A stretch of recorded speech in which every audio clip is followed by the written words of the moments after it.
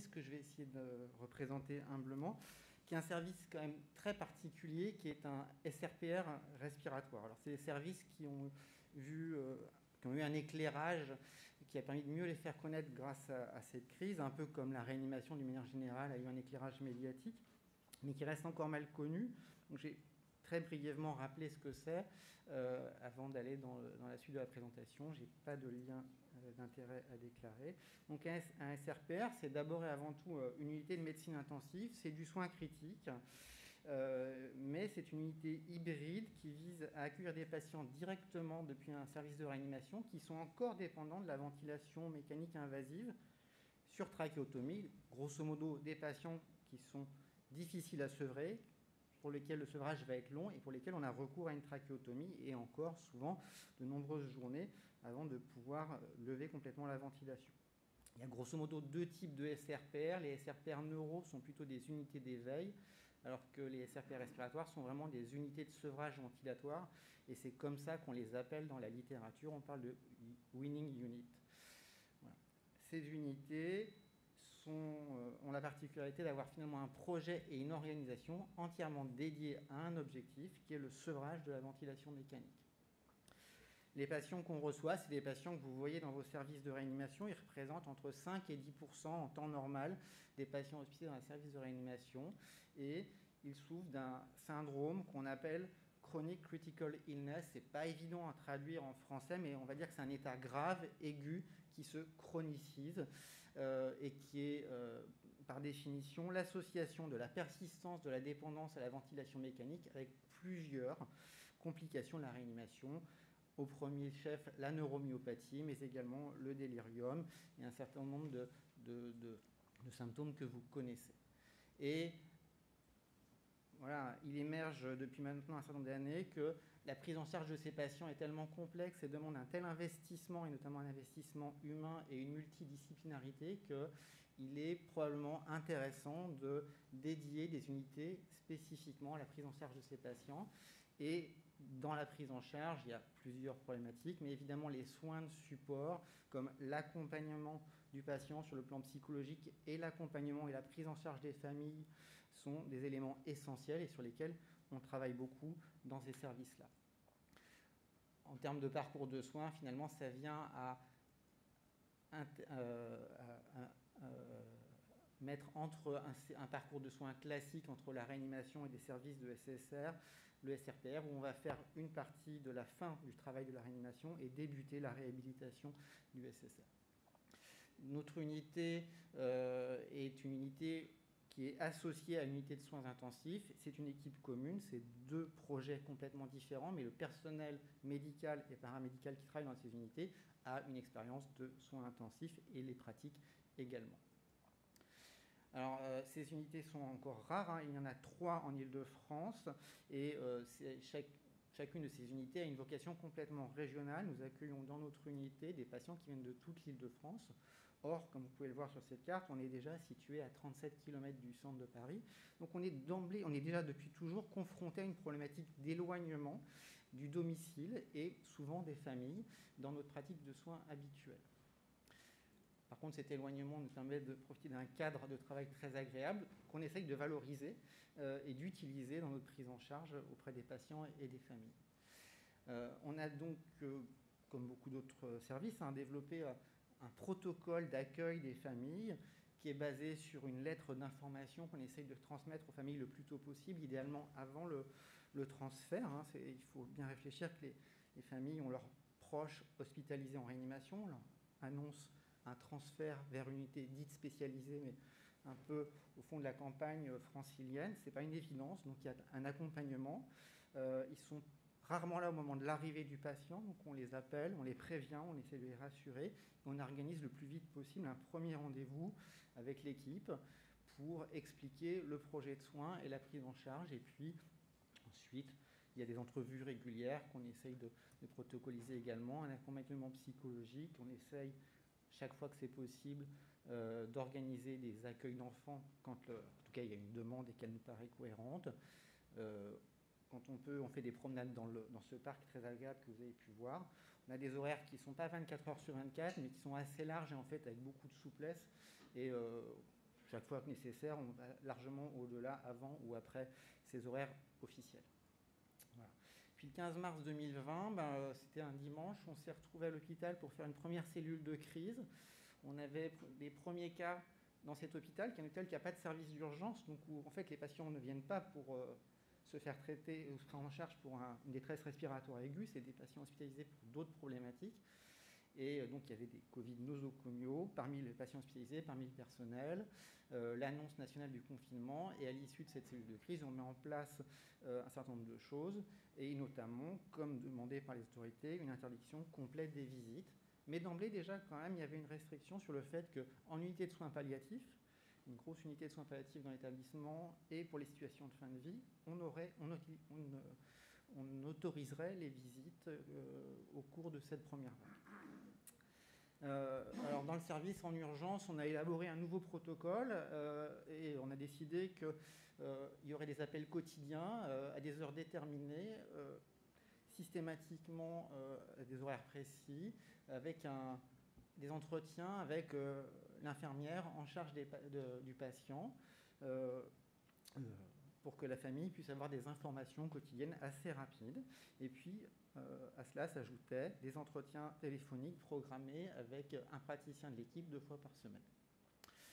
En précisant bien aux familles que même s'il n'y avait pas des entretiens médicaux tous les jours, par contre, s'il se passait quoi que ce soit en toute situation grave, on les appelait nous-mêmes, et que sinon qu'ils n'y recevaient pas d'appel médical entre les 2 rendez-vous hebdomadaires, c'est qu'il n'y avait pas eu de problème d'aggravation du patient. On a rapidement appelé les familles pour les informer de cette interdiction des visites, de notre protocole. On leur a envoyé un document explicatif. Et puis, nous avons reçu donc des patients de réanimation, et du jour au lendemain, ces patients, c'était 100% des patients post-Covid en situation de sevrage difficile après un SDRA Covid, tous trachéotomisés, donc des patients que vous avez pu voir dans vos services. Alors, c'est des patients qui, au moment où on les transfère, à l'arrivée de notre service, ont déjà passé en moyenne 48 jours en réanimation. D'accord ? Plus d'un mois et demi. Ils arrivent trachéotomisés et encore dépendants d'un respirateur sur lequel ils sont ventilés, soit totalement, soit partiellement, mais en tout cas, ils ont au minimum besoin d'une assistance nocturne. Les patients dans le meilleur état arrivent avec une déventilation diurne. Contrairement aux années précédentes, où les patients qui arrivaient dans nos services pour toutes les pathologies que l'on voit dans nos services de réanimation, on avait un certain nombre de paramètres qui montraient vraiment la brutalité de l'atteinte. 85% des patients avaient fait du décubitus ventral. Ce n'est pas du tout ce qu'on reçoit habituellement. Et beaucoup de patients avaient fait de très nombreuses séances de décubitus ventral. 18% des patients avaient fait de l'ECMO.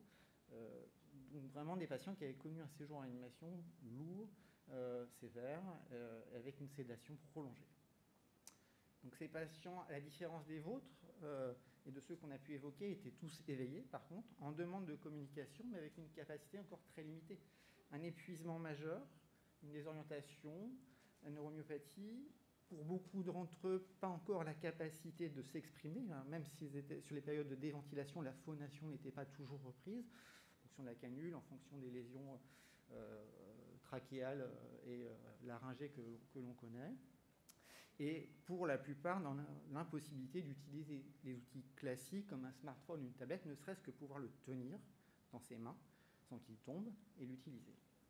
Les familles étaient sidérées, très inquiètes, comprenant difficilement pourquoi le patient avait été transféré d'un service de réanimation vers cette unité, en demande de confiance, évidemment, mais il y avait une demande très forte de communication. Donc très rapidement, le sentiment que nous avions tous, que vous avez connu, c'est de ne pas faire assez, de ne pas faire bien, d'être très loin des recommandations de prise en charge et des standards que nous, en tout cas, on s'était imposés pour prendre en charge les patients. Il fallait faire mieux.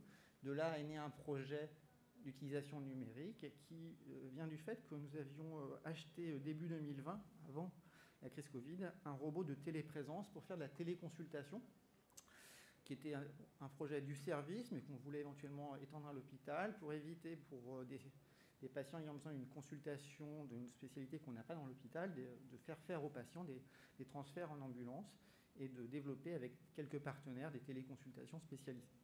Finalement, on a inversé complètement l'outil et on s'est dit, on va faire des visites avec les familles en visio pour nos patients hospitalisés puisque les familles ne peuvent pas venir.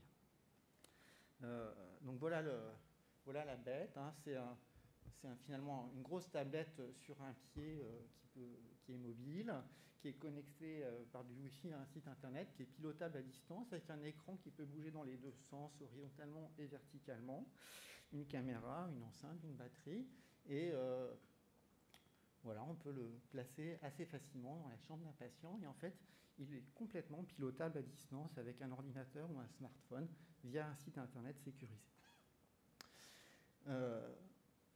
Il y a eu une phase de mise au point avec une implication extrêmement forte de notre psychologue qui très tôt nous alertait sur les problématiques qui étaient en train de se mettre en place et qui a développé cet outil pour essayer d'y pallier.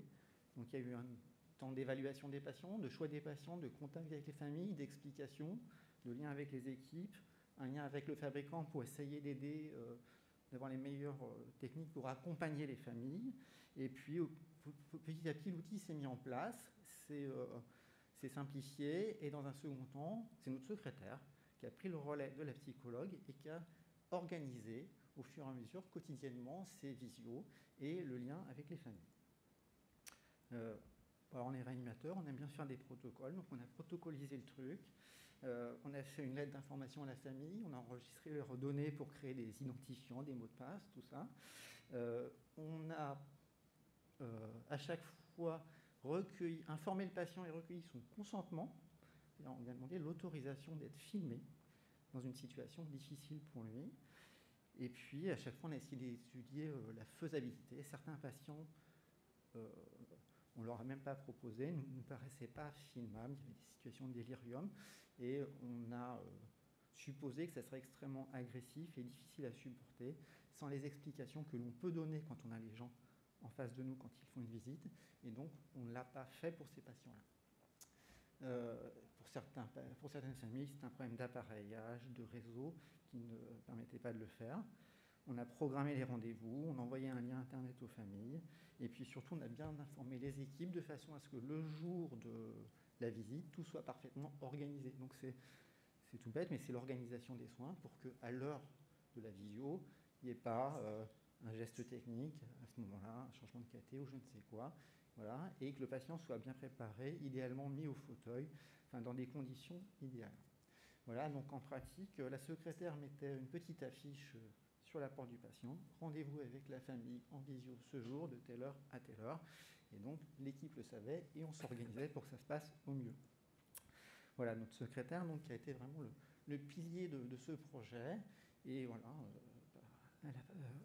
elle a amené le robot et pour les premières minutes, elle était présente pour vérifier que la connexion se fasse bien et que ça se mette en route. Et ensuite, elle laissait le patient, en présence de sa famille, mener la conversation et l'échange. Donc, c'est des chiffres sur la première vague. Après, on a arrêté d'analyser, mais grosso modo, sur une période d'un peu moins de 3 mois, on a fait 216 visios, 56 patients. L'essentiel des visios dure entre 5 et 30 minutes, mais on a quand même des visios qui durent, pour 20% des cas, plus de 30 minutes, donc des longues conversations et des longs échanges avec les familles. Voilà. On a beaucoup de bénéfices pour les patients et les familles. Le maintien ou la création d'un lien, pour beaucoup de familles, c'était le premier échange depuis l'entrée en réanimation. L'intérêt à se voir, même lorsque le patient ne peut pas parler, un impact positif pour les patients confus désorientés, alors c'est subjectif, mais on l'a perçu quand même. L'intérêt de ne pas avoir d'effort physique à fournir pour le patient pour tenir l'objet. Voilà, des neuromyopathies sévères, ça c'est quand même, pour nous, c'était le gros plus, c'était par rapport à des outils comme des tablettes ou des smartphones. Ça a permis aux proches de contextualiser, de découvrir l'environnement, et également les soignants qui souvent passaient la tête, venaient voir, se montraient, disaient voilà, je suis infirmière, je m'appelle comme ça, et c'était très important finalement. Et puis finalement, parfois, une confrontation à une réalité qui a été perçue comme moins angoissante que celle qui était imaginée. Il y a un bénéfice pour l'équipe, une grande fierté, une gratitude des familles. On a eu des moments très émouvants. Et puis une découverte d'une nouvelle dimension du métier. Je pense à notre secrétaire qui, je pense, a vécu le moment le plus fort de sa carrière et le moment qui avait le plus de sens pour elle, finalement. Elle s'est vraiment découverte hospitalière et pas simplement secrétaire et administrative. Voilà. Alors, il y a des limites. Il y a les capacités, les limites techniques, la capacité d'utilisation. Parfois, ça a renforcé la sensation d'éloignement. Puis, évidemment, ce n'est que du numérique, l'impossibilité de toucher, d'être présent, de participer à un certain nombre de choses. Le regard les yeux dans les yeux, ça a été exprimé, de participer à des soins comme ça peut être conseillé. Quelques constats. Alors la demande est beaucoup plus forte finalement de la part des familles que des patients eux-mêmes, qui ont peut-être plus de mal à l'exprimer aussi à ce moment-là. Il nous a semblé que le besoin n'était pas forcément un droit et qu'il fallait quand même l'organiser. On a développé ce néologisme de critères de visiobilité. Tous les patients ne sont pas visiobiles, on va dire. Et le consentement, surtout sur des patients éveillés, bien sûr, est absolument nécessaire. Il faut qu'il y ait un réel objectif d'échanger. Il faut accompagner les familles. Donc, c'est normal. J'ai dépassé le temps, c'est ça ? C'est le temps. Alors, donc en conclusion, voilà, c'est de dire qu'il faut une éthique de la visio. Ah, il veut vraiment pas. Hein. Voilà. Ça m'a troublé. Voilà, c'est un outil qui est très intéressant, qui est un plus. En aucun cas, c'est un substitut à la vraie visite, à la réalité. C'est quelque chose qu'on a gardé. Dans les enseignements, on a, nous, maintenant, après la première vague, en fait, lors des vagues 2 et 3, on a transgressé totalement ces interdictions de visite qui ont été reconduites dans notre hôpital. Voilà. Mais on a gardé, en plus, les visios comme un élément supplémentaire, et ce n'est évidemment pas un substitut, mais c'est un élément supplémentaire qui doit s'intégrer dans une prise en charge globale de la famille, qui doit être complètement pensée. Juste, je suis désolé, mais quand même des remerciements majeurs aux 3 personnes qui ont vraiment porté le projet dans notre service, Mégane Guillemot, Noël Bozek et Pascal Meyer. Je vous ai mis un lien vers un reportage télévisé qu'on a eu, vers l'association pour le lien psychique en réanimation, qui est un peu l'équivalent de la société savante des psychologues en réanimation, à laquelle participe beaucoup notre psychologue. Et je vous ai mis mon mail si vous êtes intéressé pour vous faire parvenir les coordonnées et vous mettre en lien avec la start-up qui a produit ce robot et qui nous a beaucoup aidé.